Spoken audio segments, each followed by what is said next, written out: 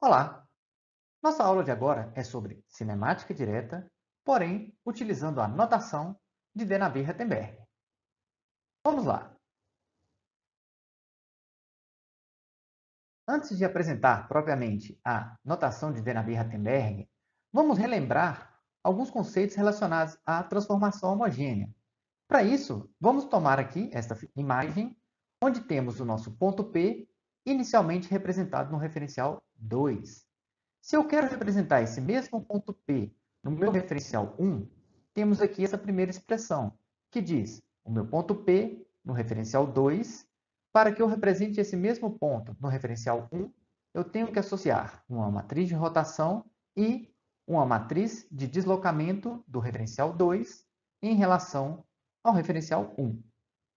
Uma vez que eu tenho agora o meu ponto P representado no referencial 1, se eu quero representar esse meu ponto P no meu referencial 0, eu tenho que fazer uma nova relação por transformação homogênea, que seria o meu ponto P representado em 1, também vai ter uma matriz de rotação do referencial 1 em relação ao referencial 0 e uma matriz de deslocamento do referencial 1 para o referencial 0.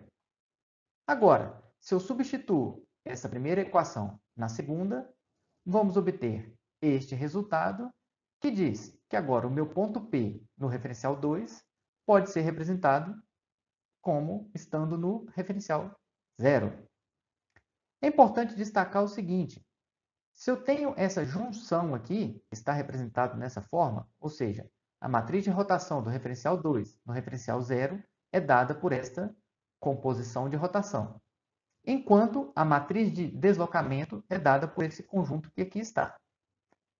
Lembre o seguinte, que se eu tenho uma composição de rotação, somente haverá rotações associadas. Por sua vez, se eu tenho uma matriz de deslocamento entre referenciais, não somente haverá deslocamentos, como também matrizes de rotação. Neste slide, vemos as matrizes homogêneas quando estamos trabalhando no sistema cartesiano.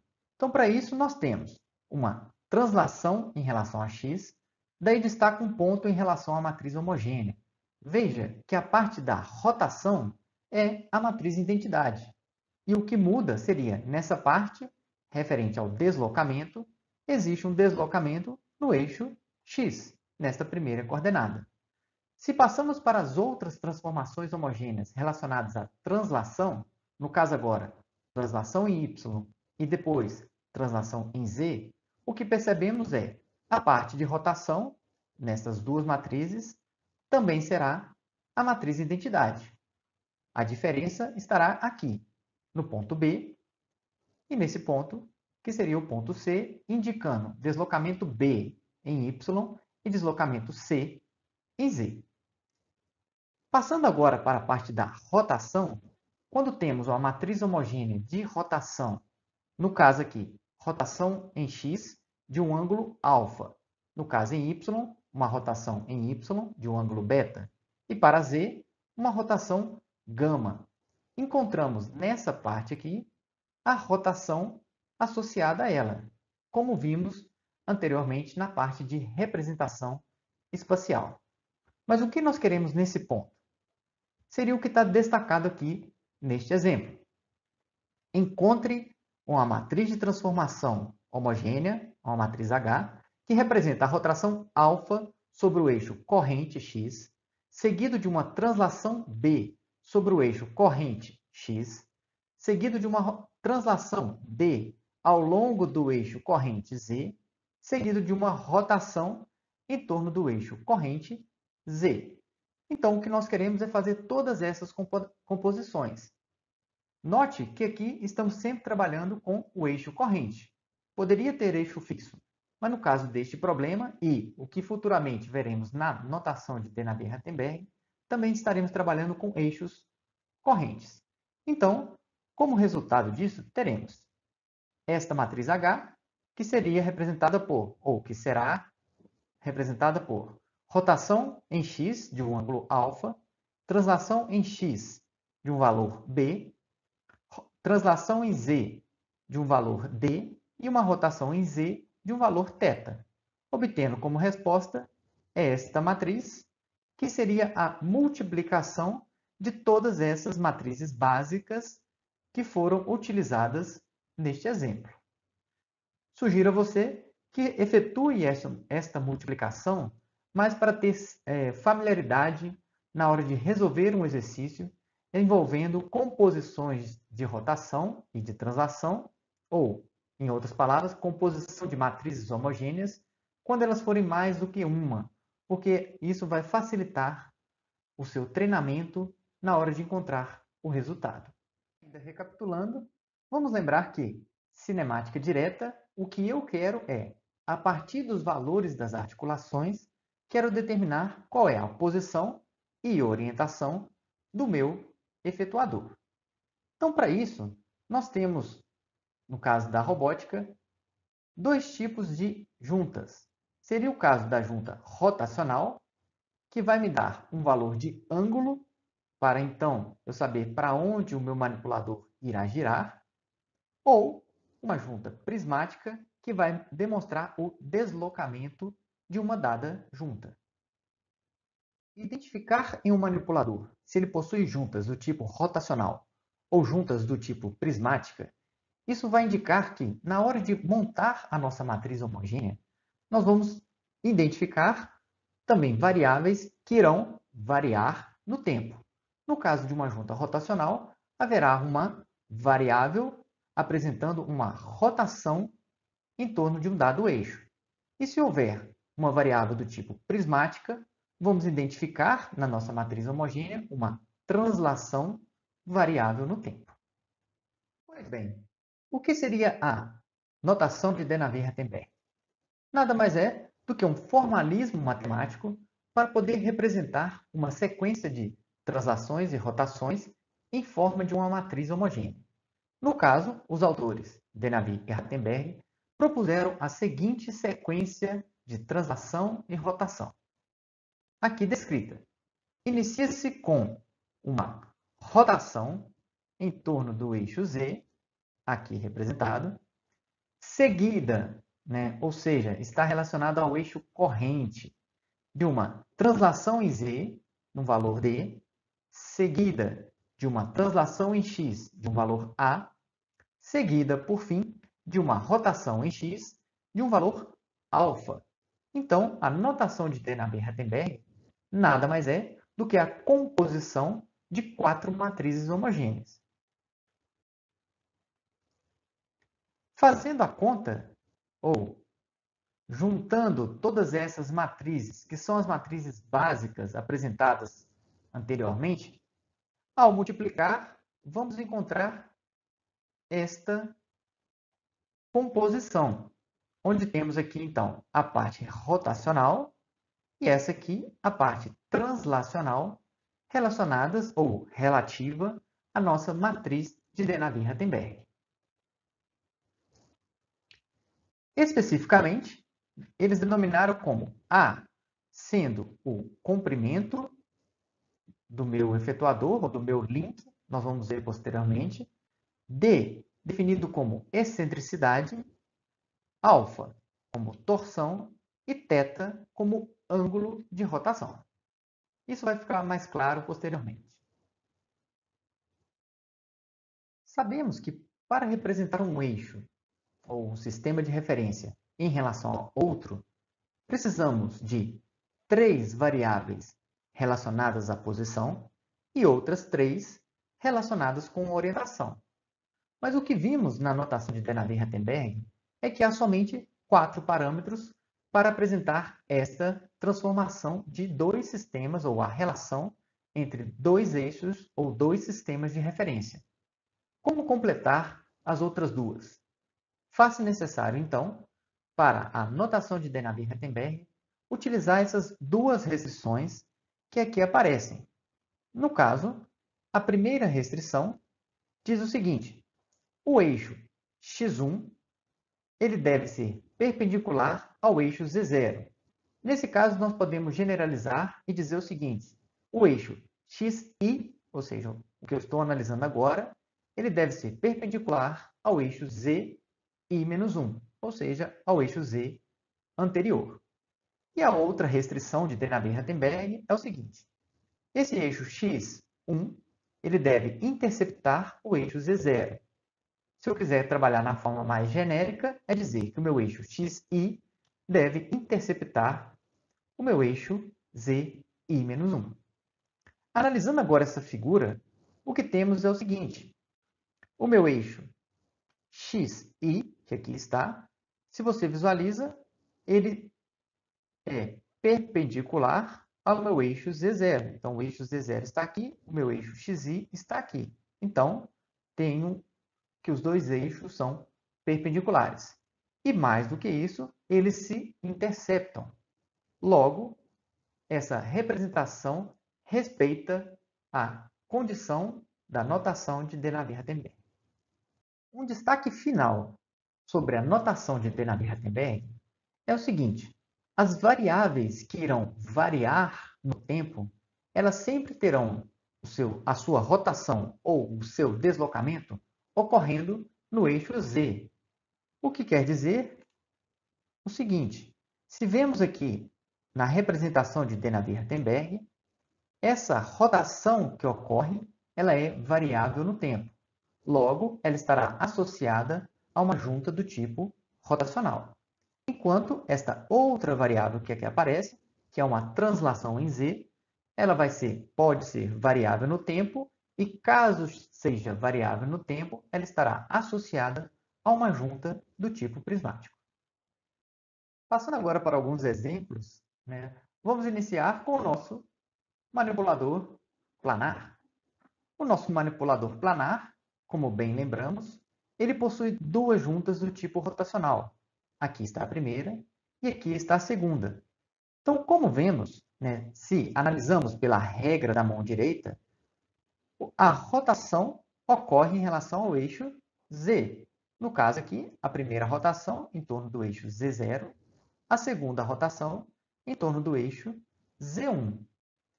Como é que resolvemos a determinação da cinemática direta ou a determinação do ponto em que se encontra o meu efetuador, utilizando a notação de Denavier-Rattenberg? O que precisamos é preencher esta tabela de Denavier-Rattenberg, que está relacionado com as matrizes de rotação e translação que envolvem esta notação. Então, primeiro vamos analisar. Para que eu saia desse sistema de referência 0 e chegue até o sistema de referência 1, passando pela notação de Denavier-Rattenberg, vamos analisar cada variável. Para sair daqui e ir até aqui, existe uma rotação em torno de z? Vamos ver que sim, pois este valor é igual a θ1 e é uma variável. Então, colocamos aqui na tabela esta variável e destacamos com esse asterisco que aqui aparece. Posteriormente, verificamos, existe uma excentricidade? Excentricidade seria, eu estou com o eixo de referência aqui e o outro eixo está deslocado verticalmente. Como vemos no manipulador planar, todos estão no plano. Logo, não existe essa excentricidade. Então, por isso, o valor de D é igual a zero. Agora, qual é o comprimento do meu braço? No caso do manipulador planar, se associamos ele ao nosso braço, seria essa primeira parte e depois a segunda parte do nosso braço. Então, o tamanho ou comprimento do meu braço está aqui representado por esse valor A1, que é o mesmo que está aqui destacado. Por fim, precisamos saber se existe torção desse meu manipulador, que seria uma rotação em torno do eixo X. Então, existe uma rotação em torno desse eixo X? Vamos ver que não, pois uma vez que o braço já está rotacionado, ele não executa esta torção. Então, por isso, o valor deste ângulo é igual a zero. Nesse momento, já estamos aqui no nosso referencial 1. Precisamos agora representar o referencial 2 em relação ao referencial 1. Então, começamos. Existe rotação em torno de z no referencial 1 para que alcancemos o referencial 2? Sim, e este valor é θ2, e é uma variável variável? Existe excentricidade? Como estamos trabalhando com manipulador planar, excentricidade igual a zero. Qual é o comprimento do meu membro? O comprimento do meu membro vale A2, então destaco aqui, comprimento A2. Existe torção no meu efetuador? Não, o meu manipulador é planar, então não vai existir torção. Então, por isso, valor igual a zero. Neste instante, nós completamos a tabela de Denavier-Rattenberg. O que precisamos fazer será, utilizando estes dados, jogar os valores dentro dessa matriz e obter, primeiramente, as matrizes decompostas. É dizer o seguinte, essa matriz A1 é a matriz homogênea do referencial 1 representada no referencial 0. Essa matriz homogênea A2 é a matriz homogênea do referencial 2 no referencial 1. Então, agora, como é que eu faço para ter a representação do referencial 2 em relação ao referencial 1? Efetuo a multiplicação dessas matrizes homogêneas. E vamos obter esse resultado, ou esta composição que aqui está representada. Para finalizar a nossa representação do manipulador planar na notação de Denavier-Rattenberg, analisem, e comparem a posição que nós obtivemos utilizando a notação de Denavier-Rattenberg. Só lembrar que a posição do efetuador é essa que está aqui representada. E o que obtemos é, para o eixo x, A1 cosseno de θ1 mais A2 cosseno de θ1 mais θ2. Para y, A1 seno de θ1 mais A2 seno de θ1 mais θ2, que é o que a gente tinha obtido anteriormente, analisando simplesmente a representação geométrica do nosso manipulador. Então, a notação de Denavier-Rattenberg nada mais é do que um formalismo para facilitar e ajudar a representação de um sistema de referências, no caso, referencial do efetuador, em relação a um outro sistema de referência, que no caso é o referencial inercial. Temos aqui agora um manipulador do tipo cilíndrico, o qual possui uma junta do tipo rotacional e outras duas do tipo prismática. Então, o que queremos é fazer a representação, utilizando notação de Denavier-Rattenberg, de como este sistema de referência vai estar relacionado em relação ao referencial inicial, o referencial Z0. Para isso, precisamos construir a nossa matriz de Denavier-Rattenberg, que aqui já está representada, mas vamos fazer o passo a passo, que é, quero representar o sistema de referência 1 em relação ao 0. E depois vamos ter o 2 em relação ao 1 e, por fim, o 3 em relação ao 2. Então, partindo desse sistema de referência e buscando sua relação em relação ao referencial inicial. Vamos lá. Para que eu saia daqui e chegue até esse outro sistema de referência, a pergunta, existe uma rotação em torno de Z? Sim, pois aqui existe uma junta do tipo rotacional. Então, colocamos aqui θ1 e este asterisco, porque é uma variável. Existe um deslocamento em Z ou uma excentricidade para sair deste referencial e chegar neste referencial? Vemos que sim, não está aqui representado, mas existe uma distância dada por D1, que é o valor que estamos apontando aqui. Agora, existe um comprimento ou um deslocamento em torno do eixo X? Como vemos, o bloquinho aqui, o nosso prisma, ele está sobre o eixo Z. Não existe deslocamento em torno de X. Então, por isso, o valor de A é igual a zero. Outra coisa, uma vez que ele já está rotacionado aqui e deslocado em Z, e não há excentricidade em X, a pergunta, existe rotação em torno de X? Também não, porque o meu prisma já se encontra na posição desejada. Então, o que temos aqui é um valor igual a zero. Agora, vamos pensar o seguinte, vamos esquecer o que está aqui para baixo, porque este é o meu novo referencial. Então, eu quero representar este sistema de referência, no caso 2, em relação ao referencial 1, que aqui está. Primeiro, existe rotação em torno de Z? Como verificamos aqui em cima, não, porque se a gente rotacionasse em Z, o eixo x2 e o eixo z2 e y2 estariam em outra configuração. Considerando que esse aqui é Z, se houvesse rotação, tudo estaria rotacionado. E não é o que ocorre. Então, rotação em Z igual a zero. Existe um deslocamento entre o eixo referencial 1 e o referencial 2? Sim, e ele está em relação a Z. Como ele está em relação a Z e é uma variável prismática, ela vai ser uma variável variável, por isso colocamos aqui D2 asterisco. Existe deslocamento em torno de x? Como vemos aqui, o deslocamento que ocorre está em relação a z e não há nenhum outro deslocamento em relação a x. Portanto, x igual a zero. Então, começando novamente, estou no referencial 1. Vou fazer o deslocamento. Não existe rotação em z, existe deslocamento em z, não existe deslocamento em x. Agora a pergunta é, existe rotação em torno de x? Vamos ver que o eixo agora, z e y, eles estão em posições distintas ou diferentes daquelas que eles estavam no referencial 1. Então, existe uma rotação. De quanto? Aqui já está expresso, essa rotação ela vai ser de menos 90 graus.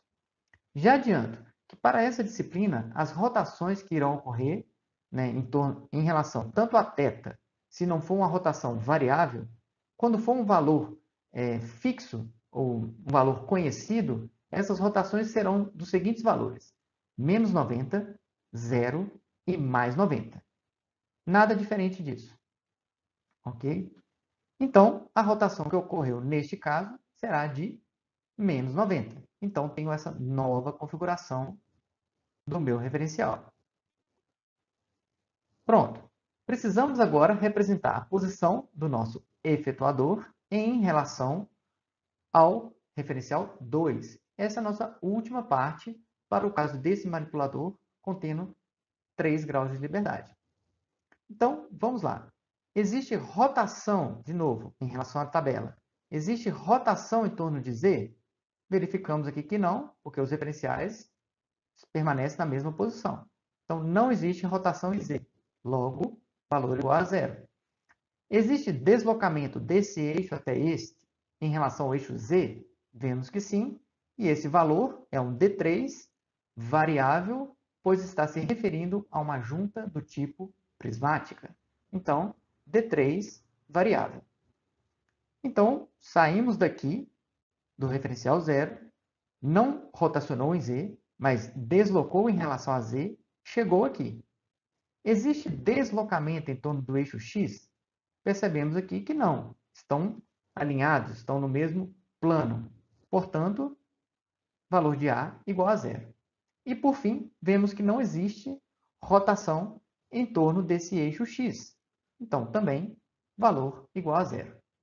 Então, neste ponto, finalizamos a nossa tabela de Denavier-Rattenberg. E agora, utilizando os valores dessa tabela e esta notação ou o formalismo de Denavier-Rattenberg, vamos obter a matriz A1, que seria substituindo θ1 aqui nessa matriz, e D1 aqui, obtemos essa matriz. A2, que seria referente à linha 2, aqui representada, colocando na nossa matriz de Denavier-Rattenberg. E, por fim, a A3, que seria referente a essa linha 3 da tabela de Denavier-Rattenberg. Agora, o que devemos fazer é a multiplicação de todas essas matrizes homogêneas. Assim, após a multiplicação, vamos obter esta nova matriz homogênea, a qual representa a posição e a orientação do meu efetuador em relação ao meu referencial inicial. No caso da robótica, você consegue saber se o seu exercício está no caminho certo, né, ou pelo menos se ele está errado.